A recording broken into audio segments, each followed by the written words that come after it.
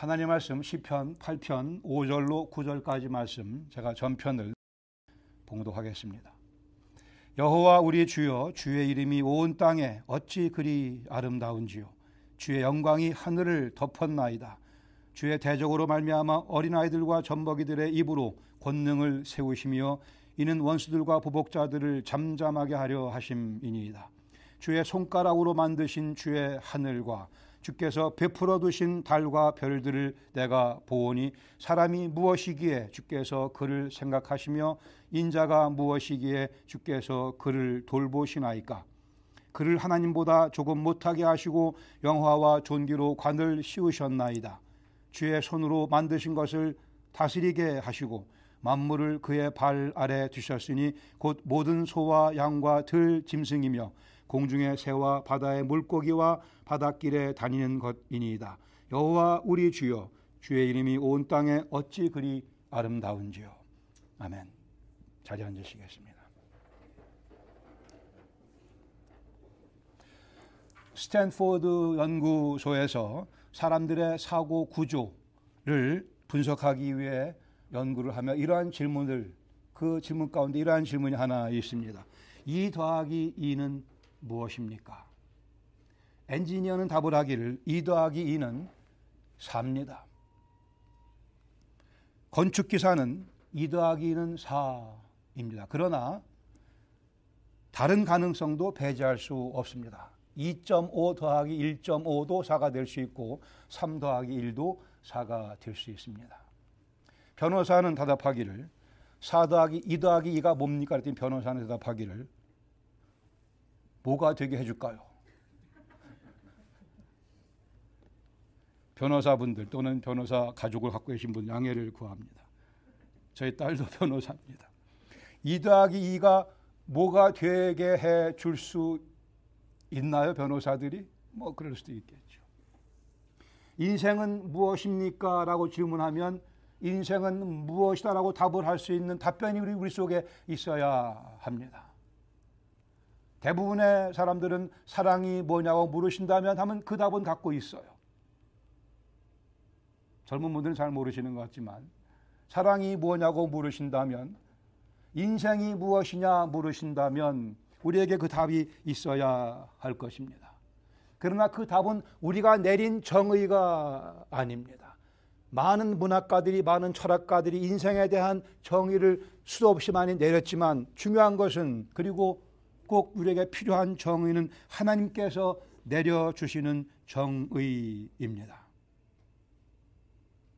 인생에 대한 올바른 의미 있는 바람직한 가장 뛰어난 정의는 오직 하나님께서만 내려주실 수 있습니다.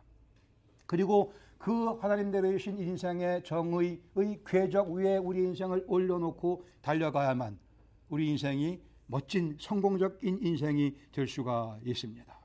하나님은 인생을 우리에게 선물로 주셨습니다. 석가모니는 틀렸어요. 인생은 고가 아니고 인생은 하나님 주신 선물입니다.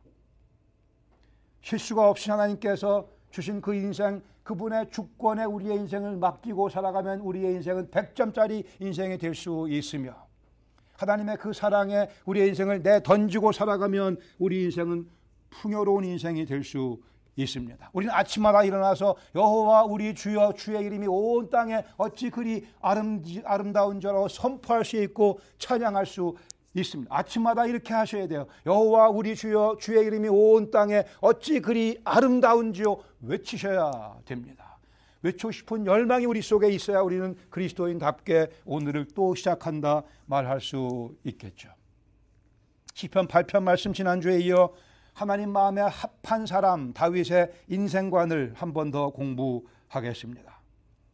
1절로 4절을 간단히 다시 본다면 1절에서 다윗의 감탄, 여호와 우리 주여, 주의 이름이 온 땅에 어찌 그리 아름다운지요, 주의 영광이 하늘을 덮었나이다 다윗은 선포합니다. 그리고 하나님의 그 능력에 대해서 2절에 말씀하며 3절에서는 창조 질서와 자신의 미묘한 모습을 비교합니다. 주의 손가락으로 만드신 주의 하늘과 주께서 베풀어 두신 달과 별들을 보오니 저는 참 미물에 지나지 않습니다. 그러나 4절에 그러나 사람이 무엇이기에 사람이 무엇이간데 주께서 우리를 생각하시며 인자가 무엇이기에 주께서 그를 살펴 돌보아 주시나이까. 이제 5절에 와서는 다윗은 영적인 창조 세계와 자신을 비교합니다. 그를 하나님 또는 천사들 또는 하늘의 영적인 존재들보다 조금 못하게 하시고 문맥상 천사들 또는 영적인 존재라는 의미가 더 맞는 번역이라고 여겨집니다마는 그 능력면에서 우리는 천사보다 못하게 지음받았습니다. 우리는 육체를 입고 태어났고 많은 제약을 가지고 살아가고 있지만 천사는 우리가 어릴 때부터 꿈꿨던 같이 폴폴 날아다니며 얼마나 능력면에서 뛰어난 존재. 사실 어릴 때 천사를 부러워했던 경험들이 있으실 겁니다. 나도 천사라면. 그러나 성경적으로 본다고 한다면 하나님의 아들 예수 그리스도는 천사를 위해 십자가에 달려 돌아가지 않으셨고 하나님 형상대로 지음받은 우리를 위해 그 모진 고난을 당하시고 부활하시고 우리를 새롭게 일으켜 세워주셨습니다. 천사는 능력이 있지만 하나님의 구원의 대상은 아닙니다. 글쎄요, 사랑의 대상이라고 우리가 명쾌하게 얘기하기도 할 수 있을지 모르겠어요. 오히려 천사는 하나님의 부리는 종이며 우리 믿는 자들을 섬기는 일에 하나님께서 사용하시는 수종자들입니다. 이제 5절 하반절에 보시면 하나님께서는 영화와 존귀로 사람들에게 관을 씌우셨다고 말씀을 합니다. 애초에 창조하실 때부터 우리에게 이렇게 멋진 모습으로 우리를 만들어 주셨지만 우리가 범죄 타락함으로 해서 이 아름다움을 놓쳐버리게 됐죠. 우리 인생은 우리가 망가뜨리고 말았습니다. 그러기에 하나님께서 또 일하시며 움직이기 시작을 하셔 당신의 아들을 보내셔서 십자가에서 죽으심으로 일그러진 우리의 하나님의 형상을 회복시켜 주십니다. 신락원에서 Paradise Lost 해서 복락원으로 Paradise Restored, 다시 우리를 에덴보다 더 좋은 새하늘과 새 땅으로 데려가시기 위해 십자가와 부활의 사건을 전개하셨습니다. 영화와 존귀로 다시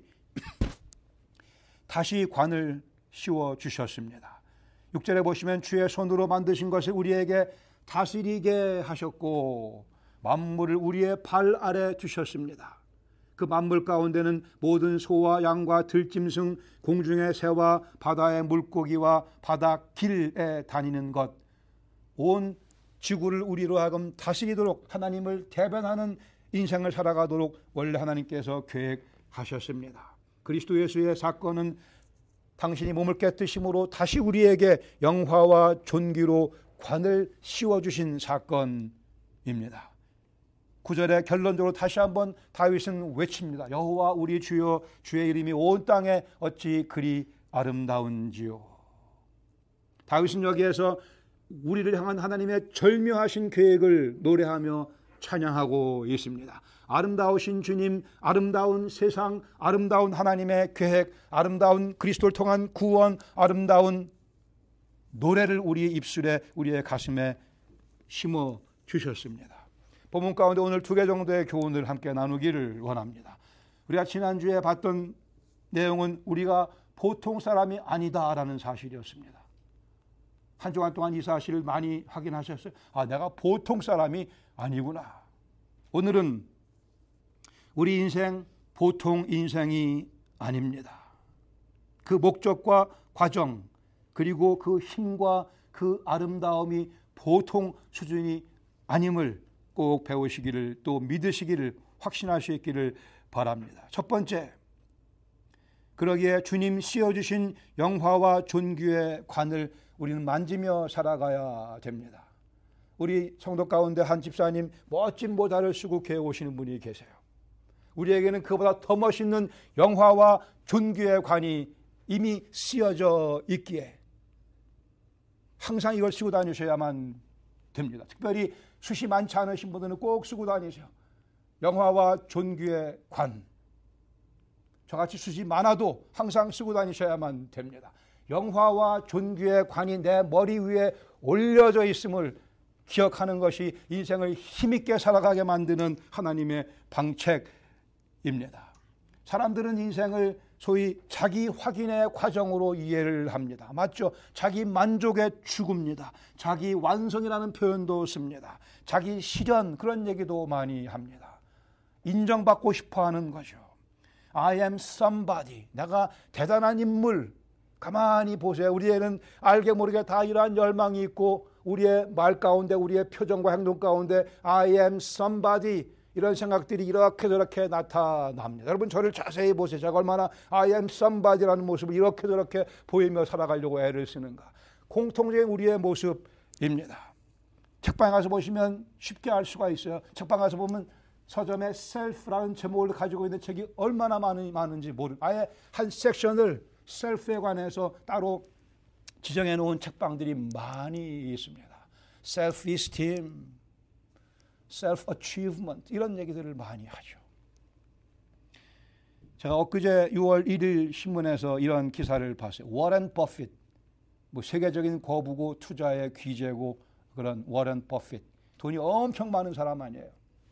근데 재밌는 것은 이 워렌 버핏이 1년에 한 번씩 점심 식사를 같이 하는데 그와 함께 점심을 먹기 위한 그런 경비를 내야 돼요. 그걸 경매에 붙였습니다.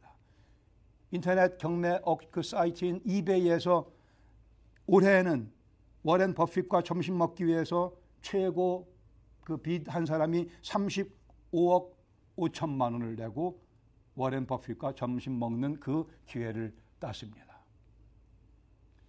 점심 먹으면서 7명인가를 데리고 갈 수 있다고 그래요. 그래서 거기서 투자 계획에 관한 질문을 빼놓고는 모든 질문을 다 주고받을 수 있는 그러한 시간, 그러한 오찬이 마련되는데 그것을 하기 위해서 35억 5천만 원을 냅니다. 이게 세 번째로 많은 액수가, 이미 이거보다 더 많은 액수가 2번이나 더 있었다고 합니다. 여러분들은 이해가 안 될 겁니다. 저도 이해가 안 돼요. 왜 35억 5천을 내고 점심 한 끼를 먹으려고 하는가? 거기에는 분명히 역시 또 이 셀프, 자기 성취의 그러한 의욕이 담겨져 있습니다. 워렌 버핏을 만나서 얘기를 주고받으면 자기 인생이 오늘보다 훨씬 더 나아질 것이라고 하는 확신 때문에 그 엄청난 돈을 아깝다 생각하지 않냐고 투자하고 점심을 먹는 거예요. 저와 함께 점심 먹기 원하시는 분 얼마를 내시겠습니까? 제가 내야 되는 건가요? 제가 잘못 생각했습니다. 다 자기 인생의 가치를 높이기 위해 때로는 엄청난 돈을 쓰기도 하고 때로는 모든 고생을 다 참기도 하고 때로는 굴욕을 참기도 하며 사람들은 나름대로 자기 인생들을 만들어가고 있습니다. 그러나 우리가 즐겨 읽기도 하고 읽었었던 대문호 윌리엄 셰익스피어의 맥베스 5박 5장에 나오는 Life is but a walking shadow. 인생은 단지 걸어 다니는 그림자에 지나지 않는다. 문학 공부를 같이 한번 이거 한번 음미해 보세요. 정말 기가 막히게 잘 썼습니다. 제가 번역해서 읽어드릴게요. 예수님 아직 만나지 못한 인생의 비극에 관한 셰익스피어의 기가 막힌 묘사입니다. 인용합니다. 그리고 우리의 모든 과거는 바보들이 죽음으로 가는 길을 비춰주었을 뿐 꺼져간다 짧은 촛불이여 인생은 단지 걸어다니는 그림자 무대 위에 나와서 뽐내며 걷고 안달하며 시간을 보내다 사라지는 서툰 배우 인생은 아무 의미도 없는 소음과 분노로 가득 찬 백치의 이야기 기억나세요? Life is but a tale told by an idiot, full of sound and fury, signifying nothing. 대단한 시입니다. 인생을 정확하게 묘사한 그리고 문학적으로 뛰어난 표현이죠. 그러나 고린도후서 5장 15절에 이렇게 하나님 말씀하기를 예수 그리스도께서 모든 사람을 대신하여 죽으심은 살아있는 자들로 하여금 다시는 그들 자신을 위하여 살지 아니하고 그들을 대신하여 죽었다가 살아나신 그분을 위하여 살게 하려 함이라고 말씀을 합니다. 인생의 목적을 명쾌하게 인생의 현주소를 명쾌하게 우리에게 설명해 줍니다. 우리는 꺼져가는 촛불같이 짧은 촛불이었었으나 그러나 우리를 위해 하나님의 아들께서 대신 죽으심으로 다시 부활하심으로 우리에게 그분을 위해 살아갈 수 있는 인생의 특권적인 목적을 허락하셨다고 말씀을 합니다. 그리스도 때문에 고침받은 우리의 모습이요 영광과 존귀의 관이 우리 머리 위에 올려져 있음을 확인할 수 있기를 바랍니다. 셰익스피어의 이 글은 그리스도인들을 위해서 다시 써야 됩니다. 제가 다시 썼습니다. 예수님 믿기 전에는 우리의 모든 과거는 바보들이 죽음으로 향하는 길을 비추어 줬을 뿐 그렇습니다. 그러나 우리의 과거는 청산됐습니다. 정리되었습니다. 죽음 대신 생명을 누릴 수 있게 됐고 영원한 생명의 근원이신 예수 그리스도를 향하여 우리는 지금 가고 있습니다. 꺼져간다 짧은 촛불이여. 기가 막히죠. 꺼져간다 이 짧은 촛불이요. 그러나 영원한 세상에 빛이신 그리스도께로 우리는 성큼성큼 다가가는 결코 짧아지지 아니하는 새로운 인생의 촛불을 우리는 선물로 받았습니다. 인생은 단지 걸어다니는 그림자 아니요 모든 존재의 실체 근원이신 예수 그리스도와 동행하는 삶을 우리는 살아가고 있습니다. 무대 위에 나와서 뽐내며 걷고 안달하며 시간을 보내다 사라지는 서툰 배우 그렇죠. 그리스도를 모르는 인생은 다 무대 위에 나와서 뽐도 내보고 걷기도 하고 왔다 갔다 하며 때로는 안달도 하고 시간을 보내다가 사라지는 연극이 별 볼 일 없는 서툰 배우에 지나지 않았었으나 우리는 이제 그리스도 예수를 자랑하며 하나님의 평강을 누리는 인생으로 변화됐습니다. 무대 위를 총감독하시는 하나님의 음성을 들어가며 그분의 지시대로 그분의 가르쳐 주시는 대로 멋지게 연기하며 아니요 가장하는 치장의 연기가 아니고 우리의 속에서 나오는 인생을 살아야 될 대로 살아가는 그 멋진 연기 그 무대 위에서 벌어지는 하나님께서 총지휘하시는 드라마를 우리는 연출해 나가며 살아가는 우리는 다 하늘나라 아카데미 나무주연상 여우 조연상 후보입니다. 인생은 아무런 의미도 없는 소음과 분노로 가득 찬 백치의 이야기. 삶의 목적과 가치가 우리에게는 분명해졌습니다. 의미가 무엇인지 압니다. 소음과 분노 대신에 기쁨과 찬양으로 가득 찬 삶을 우리는 누리며 오늘 살아갈 수 있게 되었습니다. 우리 속에 우리 머리 위에 영화와 존귀의 관을 씌워주셨기 때문에 백치의 이야기가 아니고 하나님의 아들과 딸의 이야기입니다. 우리의 삶의 스토리는 아름다운 스토리입니다. 그리스도 때문에 그리스도를 위하여 예수님께서 나의 죄를 위해 죽으신 사실을 믿으면 또 나를 의롭다 하기 위해 부활하신 사실을 믿으면 우리는 이 영화와 존귀의 관을 쓰고 셰익스피어의 그 슬픈 이야기들을 다 원래 하나님께서 의도하신 밝은 기쁨의 환희의 즐거움의 스토리로 바꾸며 살아갈 수 있게 됩니다. 인생의 슬픔에 관한 지금까지 모든 문인들이 썼던 글을 우리는 뒤집을 수 있습니다. 예수 그리스도의 물감으로 찬란하고 아름답게 새로 색칠할 수 있습니다. 왜요? 여호와 우리 주여 주의 이름이 온 땅에 어찌 그리 아름다운지요. 저에게 영화와 존귀의 관을 써 주셨기 때문에요.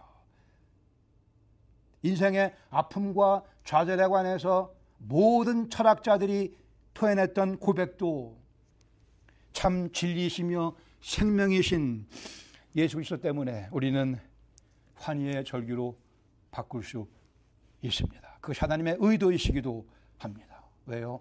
여호와 우리 주여 주의 이름이 온 땅에 어찌 그리 아름다운지요. 저에게 영화와 존귀의 관을 씌워 주셨나이다.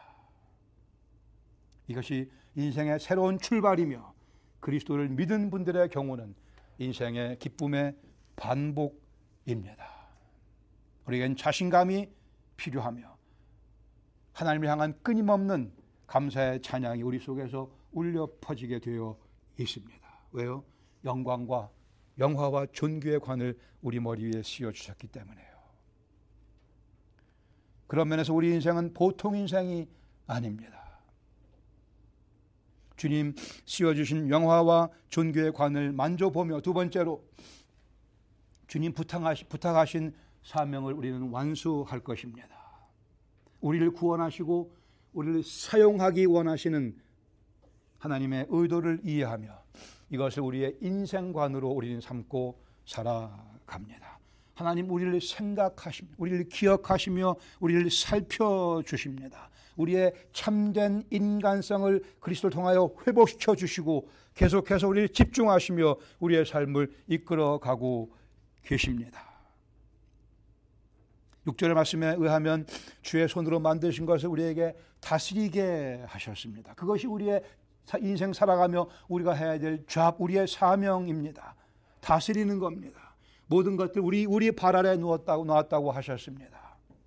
공중의 새, 바다의 물고기, 바닷길에 다니는 모든 것들을 다 우리가 다스려야 합니다. 우리는 타락의 결과로 이 통치권을 상실해버렸지만 주님께서, 그리스도께서 다시 이 통치권을 우리에게 회복시켜 주셨기에 우리는 인생을 살면서 인생을 즐겨야 합니다.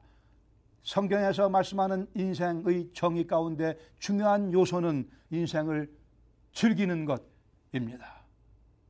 다시요, 석가모니 인생의 고라고 그랬어요? 아니요, 성경은 말씀하기를 인생은 그리스도 안에서 하나님 주시는 것을 즐기는 것이라고 말씀합니다. 우리는 하나님을 대변하는 입장으로 이 땅에서 다스리는 삶을 살게 되어 있어요. 신약 성경적 의미로 말한다면 다스린다 함은 우리 주위에 있는 영혼들을 섬기는 것을 의미합니다. 우리에게 주신 모든 여건, 모든 것들을 다 동원하여 다른 영혼들을 섬기는 것이 다스림이라고 주님께서 분명코 가르쳐 주셨어요. 인생이 재미있어야 합니다. 우리는 리더가 되어 곧 섬기는 삶을 통해 인생을 즐겨야 합니다. 하늘나라의 뉴스 카메라가 우리에게 집중되어 있어요. 우리의 일거수일투족을 살피며 우리가 어떻게 멋있게 리더로서 다른 영혼들을 섬기며 살아가는가, 만물을 통치하며 살아가는가를 하늘나라 뉴스 카메라가 취재하고 있습니다. 우리 인생이 재밌다 고백할 수 있어야 됩니다. 무엇으로 내 일주일을 즐겁게 만들고 있습니까? 내 인생의 목적이 무엇인지, 재미가 무엇인지 우리 나름대로 간증할 수 있어야 할 것입니다. 주의 손으로 만드신 것을 다스리게 하셨습니다. 우리는 통치자입니다. 그리스도 예수와 함께 이 땅을 다스리는 통치자요, 하나님께로부터 파송받은 이 땅의 매니저입니다. 만화가 랄프 바튼이라는 사람이 자살을 하며 이런 편지를 남겼습니다. 나는 인생의 어려움을 거의 경험하지 않았다. 여러 명의 아내와 살아봤고 여러 훌륭한 집에서 살아봤다. 세상의 유명한 곳을 다 방문해 보았다. 그러나 내게 주어진 하루 24시간을 어떻게 하면 정말 참 재미있게 보내야 할지 모르겠다. 그러기에 나는 스스로 내 목숨을 끊어버린다고 했습니다. 이것저것 다 누려봤지만 하루 24시간 어떻게 하면 정말 재밌게 보낼는지를 도대체 알 길이 없어 나는 내 목숨을 끊어버린다고 했습니다. 재미없는 인생입니다. 망가진 모습 그대로 죽어가 버렸습니다. 무엇으로 내 인생, 내 하루, 내 일주일을 즐겁게 할 것인가? 배만 채우면 단가요. 내 자만심만, 셀프-이스팀만 소위 만족시키면 단가요. 이 랄프 바튼 다 해봤다고 그랬어요. 아니 솔로몬도 다 해봤다고 그랬습니다.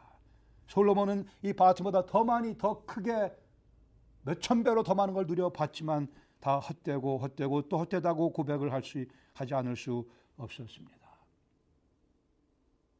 배만 채우는 이 땅에서의 삶이 마치 인생의 전부인 양 살아가는 인생관, 자기 자만심만 부추기는 인생관, 지성을 지닌 우리 입장에서는 이러한 인생관을 용납할 수가 없습니다.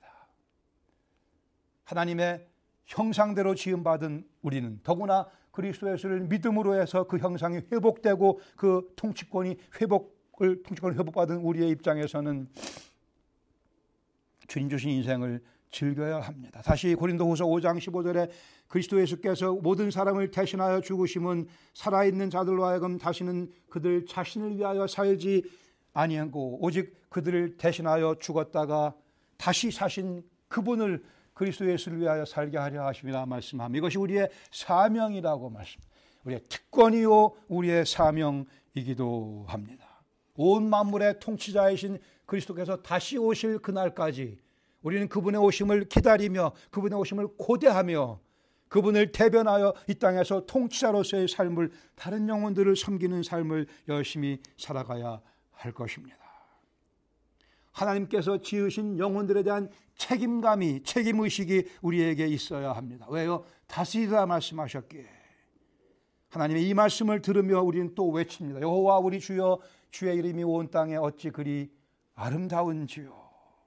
사랑과 은혜의 핏줄기 밑에 들어가 그 퍼부어지는 주님의 사랑과 은혜를 경험하며 내 영혼에 그것을 노출시키며 의도적으로 의식적으로 나는 하나님의 위대하심을 목도하며 나는 그분을 대변해서 오늘 이 땅을 살고 있다고 하는 확신 속에 우리의 삶에 더욱더 박차를 가해야 될 줄로 압니다.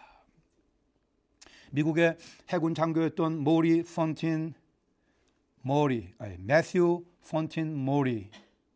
매튜 폰틴 모리라는 장교가 있었습니다. 약 20년 동안 미국 해군 해도 제작처, 바다의 지도 해도 제작처에서 근무했습니다.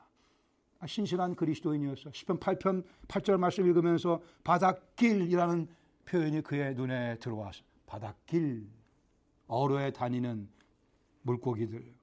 그리고 전도서 1장 6절 말씀, 바람은 남으로 불다가 북으로 돌아가고 이리 돌며 저리 돌아 바람은 그 불던 곳으로 돌아가고, 이 말씀을 접하면서 바람도 길이 있구나라는 생각을 하게 됐습니다. 바다에도 물에 길이 있고 공중에도 바람에 길이 있다고 생각을 하며 하나님 말씀에 이렇게 말씀하니까 이 매튜 모리는 이 말씀을 확신하면서 그렇지, 내가 연구해서 성경에서 말씀하는 바다의 물의 길과 공중의 바람의 길을 내가 발견해 보리라. 그에게 주어진 모든 지도며 모든 자료들을 다 연구하면서 이 기류와 해류를 찾는 일에 몰두했습니다. 주위 사람들이 조롱을 했죠. 뭔 소리냐. 그러나 이 모리는 하나님 말씀인 것으로 확신해서 열심히 오랜 노력과 연구 끝에 연구에 성공하게 됩니다. 즉 멕시코만에서 대서양으로 이르는 64km의 넓이 그리고 600m의 깊이를 지닌 해류를 위시해서 일본 해류, 캘리포니아 해류를 이 사람이 발견하게 됩니다.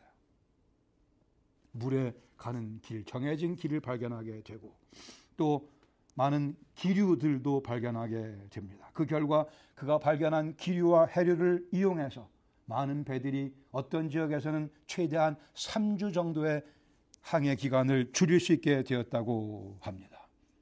버지니아 주 정부에서는 이에 그 사람의 업적을 기념해서 리치몬드에 기념비를 세웠습니다. 거기에 이렇게 기록이 되어 있어요. 매튜 폰틴 모리, 바다와 바람의 법칙들을 발견한 천재요, 바다의 길잡이. 그는 시편 8편 8절과 전도서 1장 6절 말씀에서 영감을 받았다. 리치몬드 한번 가보세요. 이렇게 기록이 되어 있습니다. 모리 이 사람은 하나님 말씀을 신뢰함으로써 하나님께서 그를 통해 이루고자 계획하신 일을 이루어 드렸습니다.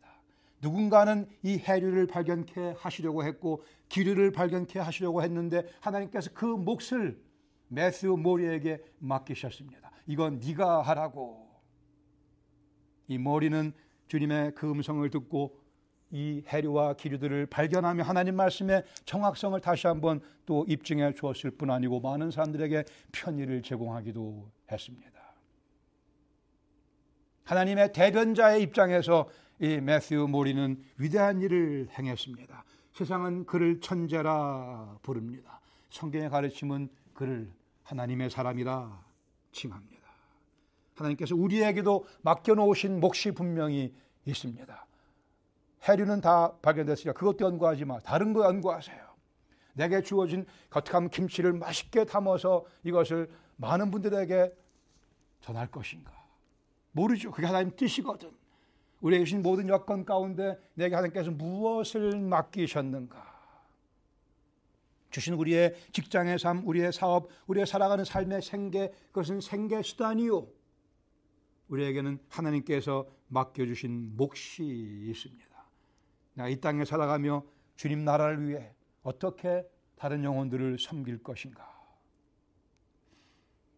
하나님의 아름다움을 보며 그리스도 예수 안에 있는 인생의 아름다움을 확인하며 여호와 우리 주여 주의 이름이 온 땅에 어찌 그리 아름다운지요. 그러기에 주님 그리스도 예수 안에서 제 인생도 아름다운 것을 확신합니다.